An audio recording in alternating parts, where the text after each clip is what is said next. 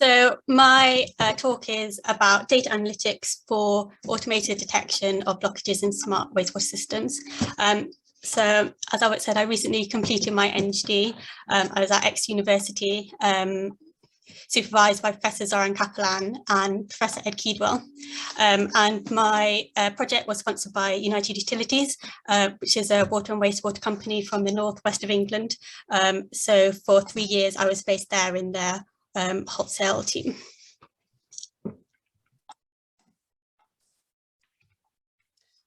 So I'll just give a bit of an introduction into blockages, as well as combined sewer overflows, and the motivation for the project.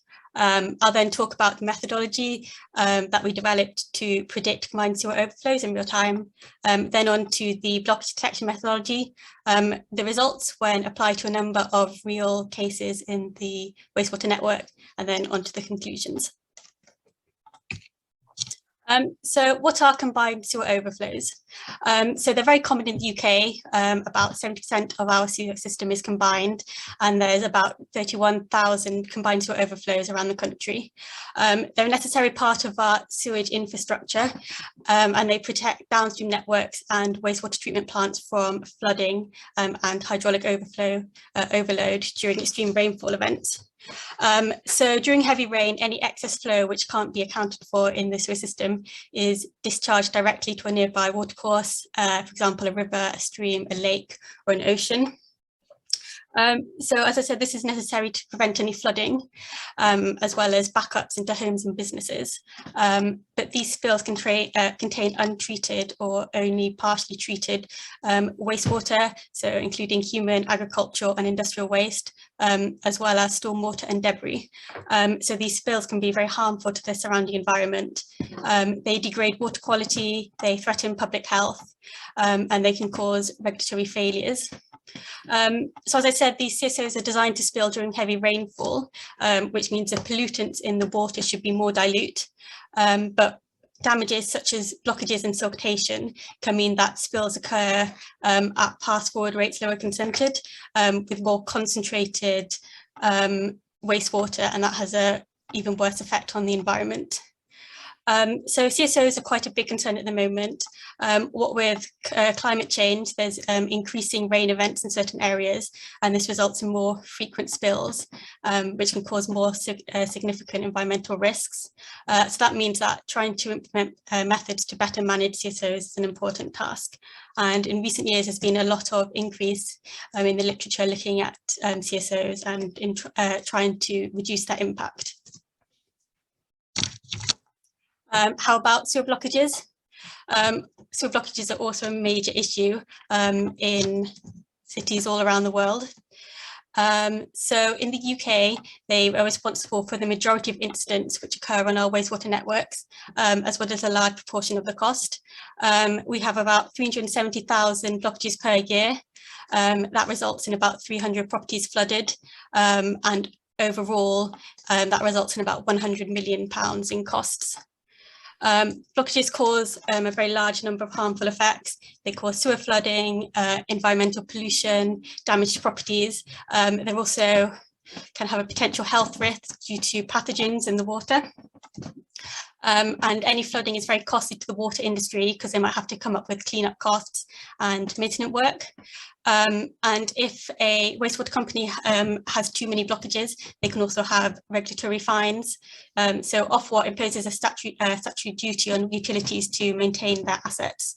And so if they fail, they can have severe penalties. So for example, Severn Trent, during this regulatory period, if they have above the number of blockages that they pledged to, they'll be fined over £11,000 per blockage. So there's a big incentive to try and clear them or remove them before they cause issues. But timely detection of blockages is quite a difficult task.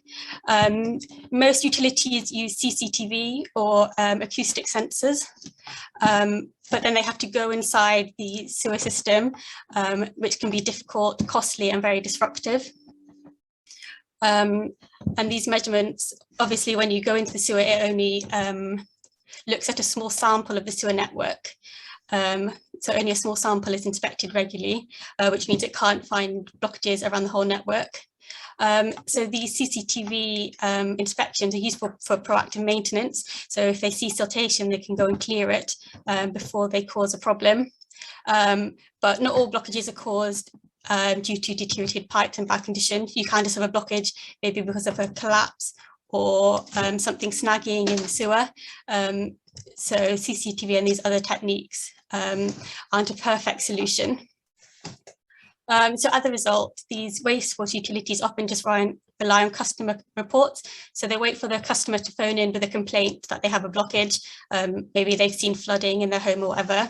And then they go in reactively and clear the obstruction. And if necessary, they repair any damage.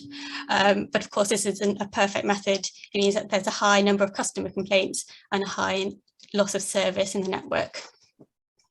So with increasing customer demands, as well as stricter environmental policies, it's important that utilities can try and have a more proactive, ongoing approach to removing their blockages.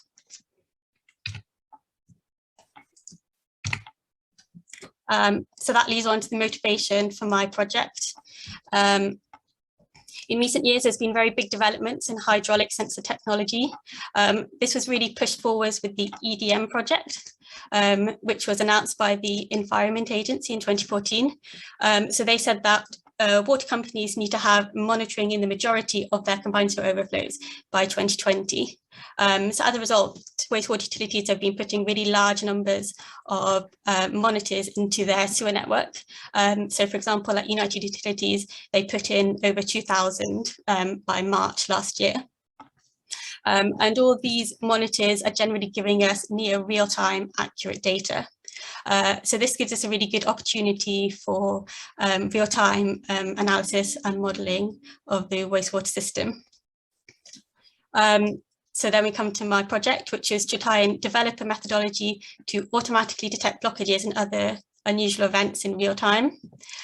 So therefore you could have a continuous monitoring of the system, so you can detect a blockage as soon as it occurs, go in before it causes any flooding or problems, and you therefore reduce the impact on the customer and the environment. And for the company, reduces costs like compensation and regulatory fines. So you can see an example of the CSO level monitor there. So they just put it inside the CSO chamber, and it generally gives data at about 2 or 5 minute intervals in near real time.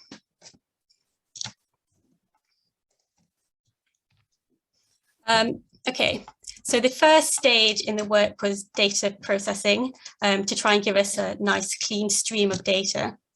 And this was really important for the level data because of a phenomenon called benching. This is quite unique to the CSO level data, and it refers to false data readings in the level data, which is caused because the CSO monitor is detecting objects in the chamber instead of the actual water level. So maybe it's detecting the side of the chamber or even the bracket that's holding it up. And so obviously these false readings really significantly affect the data quality. So you can see an example here in the top graph. All of these sharp spikes in the data, these are false readings. And a big problem with this is that in this example, you can see the horizontal line going across, which is the spill level of the chamber. And the wastewater utility is required to report the duration and number of their spills to the Environment Agency. And here it looks like the chamber is really frequently spilling, but actually these are false readings. And so they could get fined for spilling when actually it's just bad data. And of course, if you're going to be trying to model with this data and you've got false readings, you're not going to get very good results. So we had to try and come up with a method to clean this data. So you can see that this benching is sharp peaks, and these peaks are generally 1 time step in length, which doesn't correspond to the rainfall data or the normal diurnal pattern of CSO level. And as well, you can see that they normally occur at the same height. So we use these characteristics of the data to remove them. So we developed a methodology which finds these peaks and just takes them out of the data. So you can see the bottom graph here is the clean data. So the top graph, we had over 9,000 data points over spill level. 9,000 spill points, data points over the spill level, and the clean data, we only have 8 data points.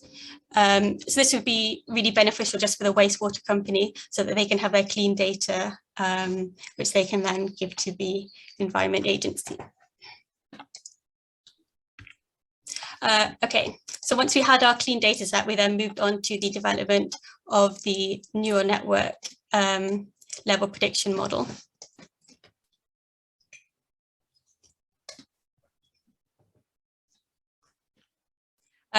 Yeah, so as I said, the CSOs are kind of a topic of great concern at the moment, what with climate change and urbanisation, meaning spills are increasing. So if utilities had a way to try and predict these spills in advance, then they could come in proactively and try and reduce them. So maybe they could maximise the storage and move the wastewater around in the system. And even if they can't prevent the spill, they can at least send out warnings to the public. So for example, if the spill is going to enter bathing water, it'd be beneficial to be able to generate an alert that that's going to happen. So we then developed a methodology to forecast the level in the CSO chamber from 15 minutes to 6 hours ahead using an artificial neural network model. So this model uses inputs of past level data, rainfall data, forecast rainfall data, as well as the day of the week and the time of the day. So because the model is data driven, unlike a physical model, it means we don't need any physical understanding of the hydraulic processes going on in the sewer network, which is beneficial because often the wastewater company won't have all the physical details of the sewer network.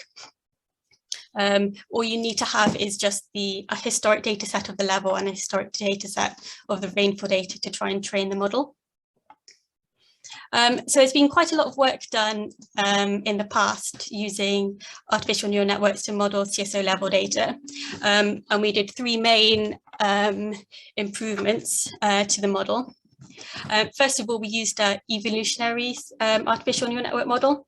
So when you construct a neural network, you have to construct several parameters for the model, such as the number of hidden neurons, the structure of the network. And normally you do this via trial and error. So you make many different models with different parameters, and then you train and validate the model, and you select the one which gives you the best results. But this process is very time consuming, and you also need a human expert.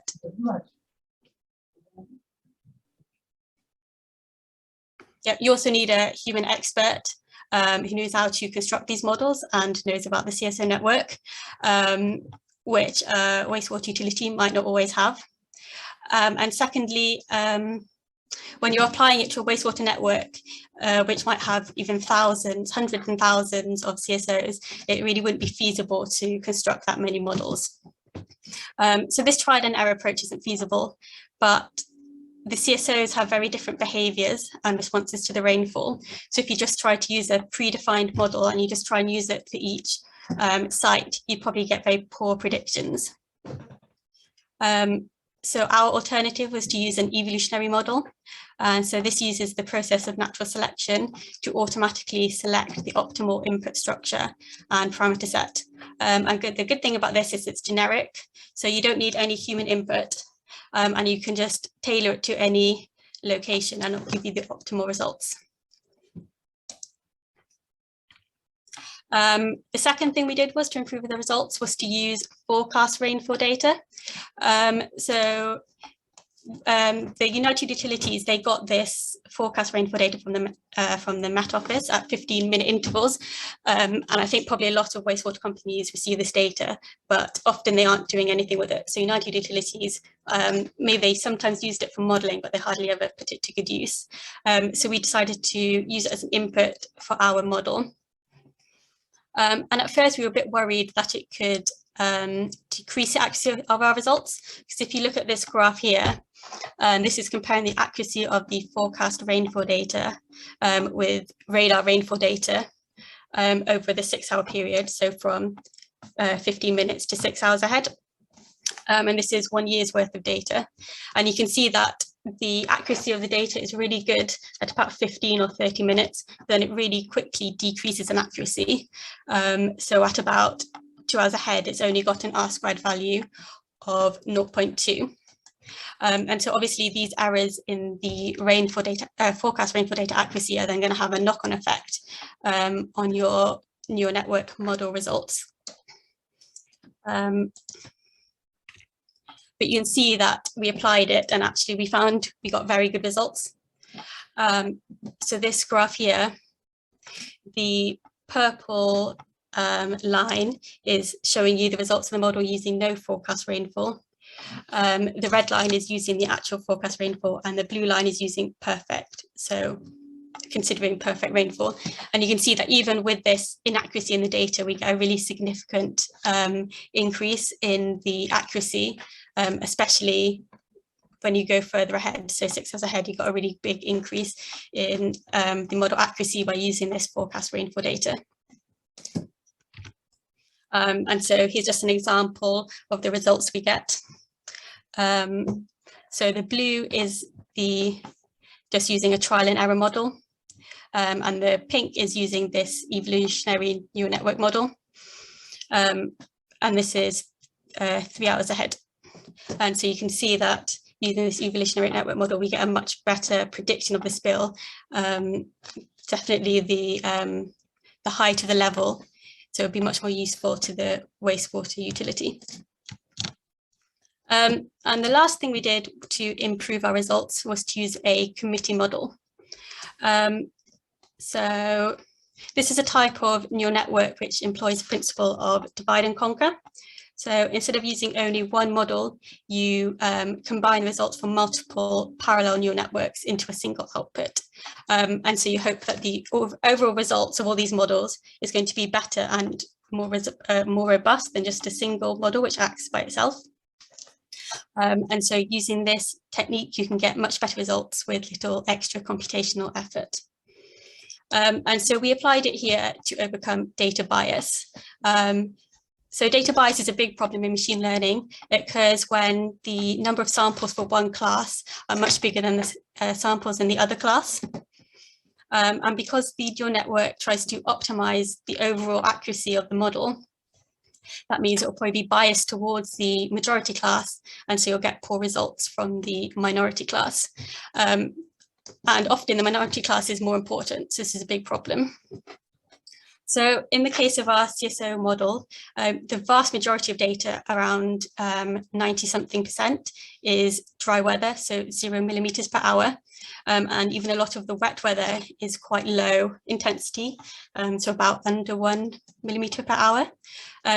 So this means that our model was optimized for dry weather and get very good results during dry weather, but had a very poor performance during wet weather, especially at high forecast horizons. And it's a big problem because the wastewater utility wants to use the model to try and understand what's going to happen during rainfall, so they can anticipate the spills and go in proactively, which they can't do for getting poor results. So we applied this committee machine, which uses 2 neural network models. One is trained and tested using dry weather only. One is trained and tested using wet weather only. So therefore, they're optimized specifically for the dry and wet weather. And so they bypass any problem of imbalanced data. Then during real time, they're combined to give a single output, which should give you better results. And so they're combined using a weighted averaging, which was weighted to the rainfall. So during wet weather, you'd mostly use the wet weather model. During dry weather, you'd mostly use the dry weather model. And during kind of in between weather, you'd kind of use more of a mixture of the two. And here's our results. So we applied the model to data from 4 case studies in the United Utilities network. And we tried to use like different sites, so like urban, rural, big catchments, small catchments. But we found that there wasn't really a big effect on the model results, depending on the site characteristics. And you can see here that these results show that the committee model is able to overcome this data bias and give us better results. So you can see the bottom here, which the bottom in green, the model which performs the worst is the trial and error. Next worst is the all-weather neural network. So that's just a normal evolutionary artificial neural network model. The red then is a wet and dry committee machine. So instead of having this weighted combination approach, it just uses wet model during wet weather, dry model during dry weather. And then the best result was using this weighted committee machine, giving the purple here. And so, yeah, we are pretty happy with our results. We think that they could be used up to 6 hours ahead by the wastewater utility, just to try and understand what's probably going to come up in the network and if there's going to be any spills ahead. And we also developed a methodology to automatically send out spill alerts. So then it doesn't have to be monitored at all times. If the model thinks there's going to be a spill, then it will generate an alert and send it out to the company. All right, so now onto the blockage detection system. So this was developed to try and automatically detect blockages and other events in the wastewater network in real time. So really, we decided to try and kind of mimic the work of a trained expert. So at the utility, you might have personnel kind of watching the level data and trying to work out if there was going to be a blockage. And so this way it can just be done automatically in real time. Okay, so the aim of the system is to try and identify data, the CSO level data, which is outside the range of normal behaviour. So during normal behaviour, you'll just have, during dry weather, a diurnal pattern, and then the level in the sewer will increase during rainfall, maybe causing a spill. But when you have a blockage in the system, it's going to cause abnormal behaviour. So if you have a blockage downstream of the chamber, it might cause an increase in level. And if you have a blockage upstream of the chamber, it might cause a decrease in level. So if you can try and understand normal behaviour in the network and then find behaviour that's abnormal, then we can try and detect a blockage in real time. So the system uses two different modules to try and detect this abnormal behaviour. The first is a evolutionary artificial neural network discrepancy-based model. So this looks at discrepancies between the monitored and the predicted CSO level to try and see if there's abnormal behaviour. And the second is the statistical trend-based module. So this tries to find statistical trends in the data and work out if it's outside the range of normal behaviour. So the aim of using these two different methods, one kind of AI-based and one statistical-based, is that you can have a more rigorous evidence that a blockage has occurred and have more faith in your results. Different kind of blockages causes different kind of effects on the sewer. So if you have sedimentation, or maybe a build-up of fat, oil and grease, this will cause a really gradual increase. Whereas you can also have very sudden blockages, maybe because of a sewer collapse or because something's just snagged in the chamber. And that will just give a really sharp increase in level. Yeah, so by having these two different types of techniques, then you're going to increase the chances that you can detect all different types of blockages. So you can see here, rainfall data comes in, it's retrieved and pre-processed. It's then categorized into different categories, which I'll explain further in the next slide. It then goes down to these analyses, blockage analyses modules, looks for evidence of a blockage. And then finally, the final system is the inference engine. So this analyzes the information from the generation modules to try and work out if there's significant evidence to say that a blockage has occurred. And if it has, then it will then generate an alert. And it will also give the wastewater utility additional information, such as if a spill has occurred, how long the blockage is going on for, kind of the increase in level caused by the blockage, to try and work out what their response should be. So like with the neural network model, we made sure that the methodology is generic. So you can just take this methodology and apply it to any CSO site, as long as you've got your rainfall and level data. So you can really just apply it all around the wastewater network. So the number of rules based on when to generate your evidence and when to say that blockage has occurred. And we did this based on the false positive rate of the system and the true positive rate on the system, and also the detection time, so how quickly it takes for the system to detect a blockage event. And so the kind of rules in the system can be adjusted. So if the wastewater company really wants to detect it quickly, even if you have more false positives, and you can kind of adjust the sensitivity of the system to give them what they want.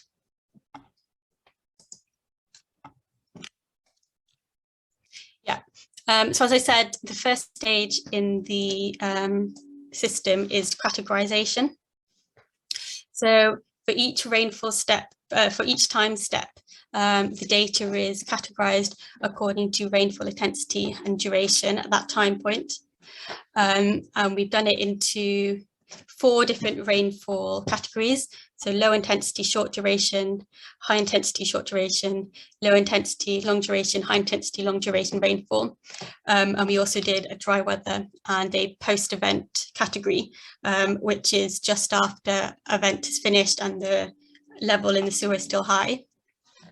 And this is because, of course, the water level in the sewer is going to be highly dependent on the characteristics of the rainfall in the catchment. And different rainfall events have different types of sewer level dynamics. So by having these 4 different categories, the blockage detection methodology can then be tailored for the different types of rainfall, and then we can increase the sensitivity of the system. And we found that yeah, this really minimises event detection time and decrease the number of false alarms.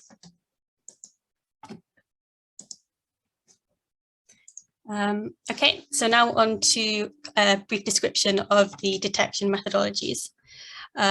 So first is the statistical methodology, and this tries to detect blockage events by identifying the unusual trends in the level data. So it does this by calculating an envelope of normal behaviour for the system using historical data from normal kind of operation periods. So you can see an example here. The red line is the mean level over the hours of the day. And here, this is for Monday during dry weather periods. And so you have this envelope of normal behaviour for each day of the week and for each of those 6 different rainfall categories. And then you can try and work out if the data at each time point, if your level data at each time point is inside this envelope of normal behaviour. So during dry weather, these boundaries are based on the mean and standard deviation of the level data, tailored to the time of day and day of the week. And during wet weather, they're based on the mean and standard deviation of the level data, tailored to the rainfall intensity and duration. So that was a statistical analysis module. Then next is the neural network discrepancy-based analysis method.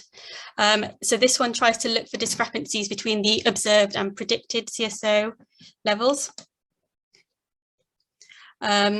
So the neural network model is continuously predicting the level in the chamber. And when a blockage has occurred, it's going to start having inaccuracies in the prediction. And then we can then use Western electric rules to try and analyse these inaccuracies and work out if they're evidence of a blockage event.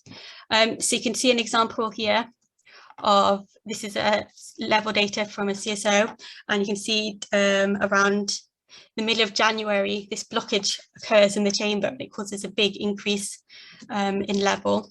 which lasts for around a month. You can see this is a sudden blockage because the increase is very kind of sharp. And then at the end, the blockage is dislodged, and so the level goes back to normal. So we have here the model prediction, and you can see there's a big discrepancy between the prediction and the actual data coming in. And so by detecting this discrepancy, we can then infer that a blockage has occurred. And you can see here that blockage was detected very quickly. I think it's about an hour or something, because this discrepancy is so big. So of course, different blockages are going to have different discrepancies. This one's very clear. A sudden blockage, which occurs much more gradually and slowly, is going to be harder to predict because that discrepancy is going to be much smaller. So it'll probably take longer to predict.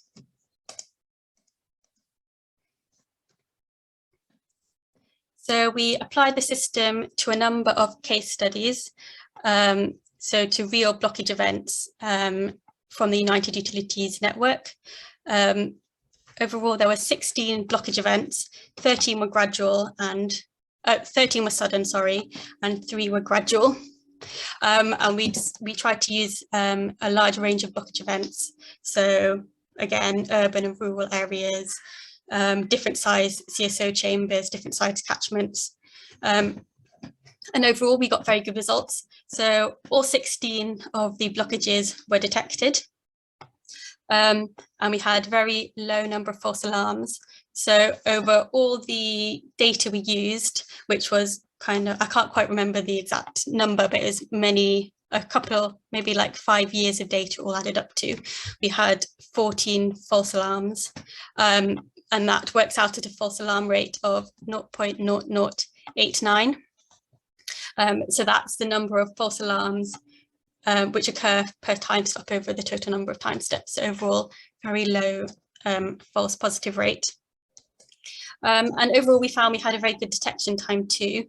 So the average detection time of the sudden blockage events was 17 hours.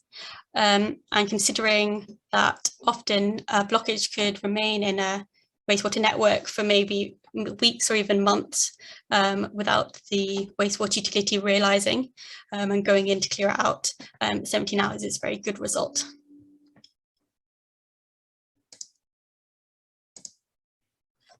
So here's an example of one of these blockage events that the system was tested on. So it's a blockage event that occurred in Merseyside, and United Utilities went in and found that it was caused by a soft blockage. And this blockage was detected in, I think it's 6 days. So that's unusually quick. So I think we can assume that kind of something happened, maybe there was flooding, whatever. That means that they noticed it and went in and removed it. So if you look at the CSO level data, you can see the level of data is normal, then the blockage occurs, the level kind of increases slowly over 3 days, then there's this big jump, it spills continuously for 3 days until it was then removed by United Utilities. So we applied the blockage detection methodology in a kind of simulated real-time fashion, so like it would be applied in real time. And we found that the blockage was detected very quickly. It was detected in 105 minutes. So that's right, that's kind of right just as the blockage is causing that level increase. So if United Utilities had been alerted, they could have then gone in and removed it before it caused that 3 days in continuous spill. The system was applied to 5 months worth of data, and we found that there were no false alarms. And you can also see here why this kind of intelligent system is needed. So you can see before the blockage starts, there's a big spike, which causes a spill. But that spill is caused by increased rainfall. So the system knows not to generate an alert. It generates an alert only when some kind of unusual behaviour is being found. So this is necessary because it kind of reduces the number of unnecessary alarms that are going to be going into the control centre. Here's another example of the detection system.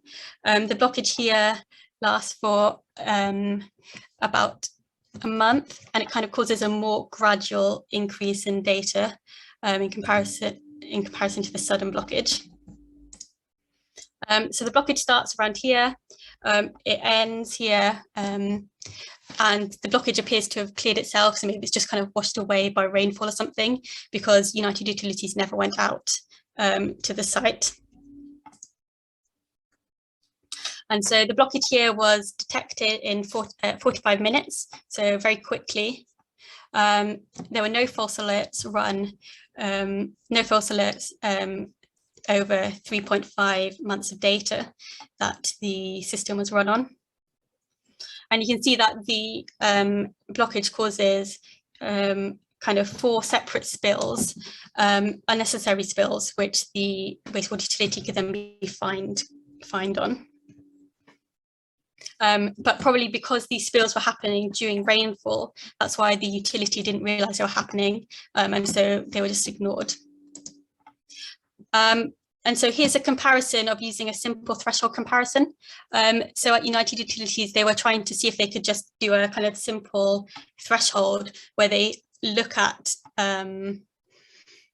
any spills which occur over a threshold, rather than kind of using this intelligent one, which is tailored to the time of day and the type of rainfall that's occurring.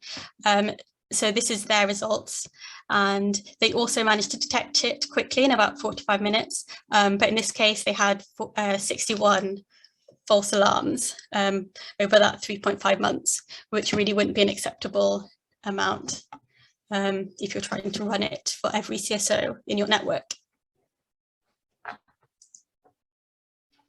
And here's just another example of a site which spills very frequently. I think there's about 3 spills in just a few months, causing really severe spills, which the United Utilities didn't seem to detect.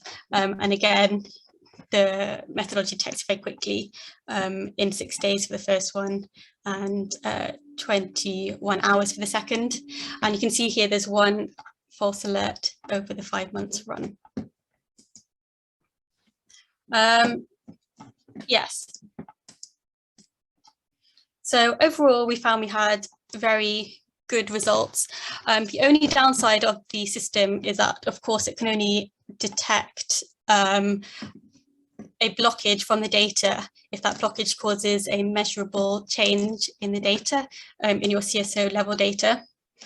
And we found that often by looking at the blockage removal data from United Utilities, plotting it and then comparing it with our CSO level data, often there were blockages in proximity to our CSO chamber which you couldn't capture in that level data.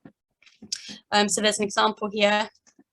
There's that one blockage. The blockages are in green, they're a little bit hard to see, but here's a blockage in red. That was the first blockage example I showed you, which you could easily identify in the level data, but there's all these other blockages which are kind of nearby, which when you look at the level data from that CSO, you just can't see any disturbance in the data from these blockages. So this is a problem, but really it can only be overcome by installing more monitors in the chamber. And this is kind of happening at the moment. They're putting in more monitors. So you'll have a bigger kind of breadth of the system to analyse. Also at the moment, we've only been looking at CSO level data, but you could look at other level data, which are just kind of level data just from the sewer or something. And probably the number of monitors in the sewer will be increasing as costs decrease. So we'll be able to increase the detection range of the system. And finally, on to possible future work. So there's a number of possible future developments for the system, which is really only in its early stages. One which would be quite interesting is to determine the likely location of a blockage. So that would be really helpful for the utility if they could just know where it was and go in instead of having to try and search for it. And localization of leaks in wastewater distribution systems. is very popular. So they use generally pressure and flow data from sensors in the wastewater in the water network, and then they kind of localize the leak. So it'd be interesting to try and use those technologies and apply them to the wastewater network. But this could be challenging because generally when you've got that blockage removal data from the wastewater utility, they put in the location of the customer who called up to alert them whether that a blockage had occurred, rather than the actual removal location. So it could be tricky to get a data set to try and develop a localization system. Another interesting development could be trying to find the root cause of the blockage. So at the moment, we can say if it's gradual or sudden just by looking at the profile of the increase in the level. So it'd be interesting if we could kind of say further categorize it. So maybe fog or siltation or a tree root or a collapse. And the wastewater utilities generally give you the reason, the blockage cause. So you could have a lot of data for this. It could be an interesting thing to look at. Also looking at other types of data. So as I said, you could look at just sewer level data, and it'll be interesting to try and apply the methodology maybe to pumping systems data. And finally, looking at related assets. So at the moment, each CSO is kind of like a separate thing. So each CSO is analysed separately. It's not kind of integrated into the network. So it'd be interesting if you could kind of compare the data from multiple CSOs and see if that could help. Because often a single blockage is going to affect the data at 2 different CSOs. So there's an example here. You can see 2 CSOs on the map, and that blockage has caused an increase in one CSO and a decrease in the other CSO. So if we could do this, we could increase the reliability of the system and provide additional evidence that a blockage has occurred. So we didn't look at it during my project because we didn't have enough data from CSOs where there'd been a blockage which caused this kind of multiple changes. But in the future, as we have more sensors, this could be an interesting, interesting method to look at. Yes, so in conclusion, we developed a committee evolutionary artificial neural network model to try and forecast level in a CSO chamber up to 6 hours ahead, as well as a system to automatically detect blockages and other unusual events in a wastewater network in near real time. So both methodologies are generic, so you can automatically apply them to different sites throughout your wastewater network without any additional work. They were applied to real case studies from a wastewater network, and we found fast, effective blockage detection with few false alerts. And both these methodologies can enable wastewater utilities to have more proactive management of their events. So they can go in and remove blockages quickly before they reach a critical level. Reducing the effect on the environment and on the customer. And hopefully for the wastewater utility, reducing costs and fines. Great, thanks.